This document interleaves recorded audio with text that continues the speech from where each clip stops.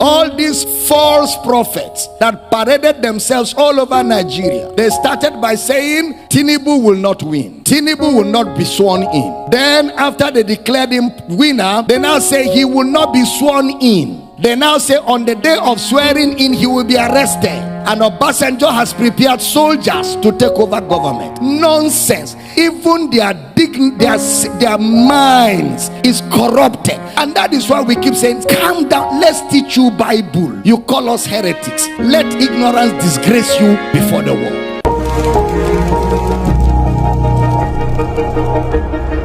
Because there's a theology that they parade around called 7 mountains, that the church must take over entertainment, take over politics, take over government. And that is why the confusion that happened during the election happened. That confusion exposed the church. All these false prophets that paraded themselves all over Nigeria, they started by saying Tinubu will not win. Tinubu will not be sworn in. Then after they declared him winner, they now say he will not be sworn in. They now say on the day of swearing in, he will be arrested. And Obasanjo has prepared soldiers to take over government. Nonsense. Even their minds is corrupted. And that is why we keep saying, calm down, let's teach you Bible. You call us heretics. Let ignorance disgrace you before the world. Some churches fasted and prayed for Tinubu to die. The man is your commander-in-chief. Deal with that. That's why when Buhari entered office, a lot of Christians began to say he will die. They even said when he went to outside the country that he will not come back alive. Christians, churches, that he will die. The man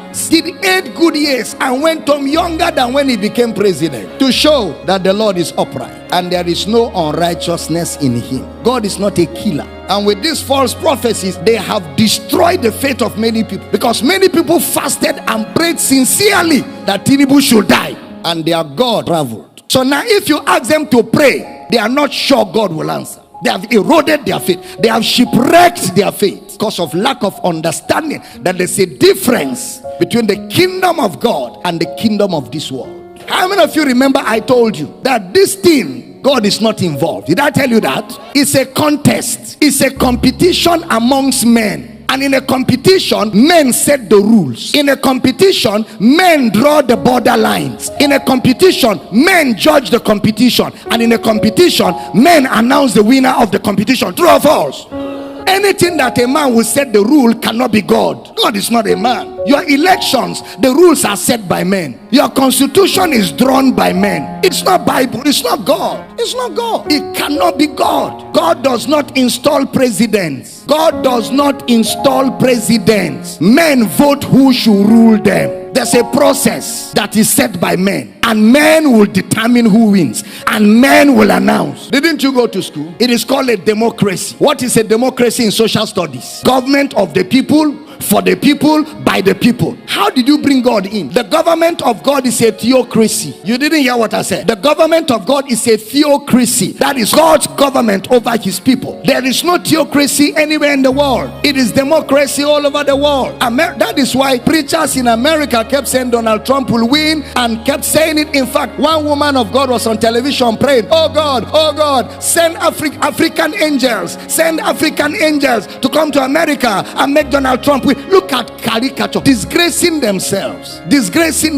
men and women of God, embarrassing themselves before the world, before unbelievers, before other religions, making a caricature of themselves, allowing themselves to be overtaken by lust and ambition and greed. All of us want Nigeria to be better, including myself. I want a better Nigeria. I want a great Nigeria. I want us to have the best of government. I want us to have development. I desire it so greatly. But it can never be the kingdom of God. It can never be. It can never be the kingdom of God. It is still the kingdom of men. It is still operated by men. And anything that men do can never be perfect. I'm teaching here. Anything that men are involved, anything that it is orchestrated by men within the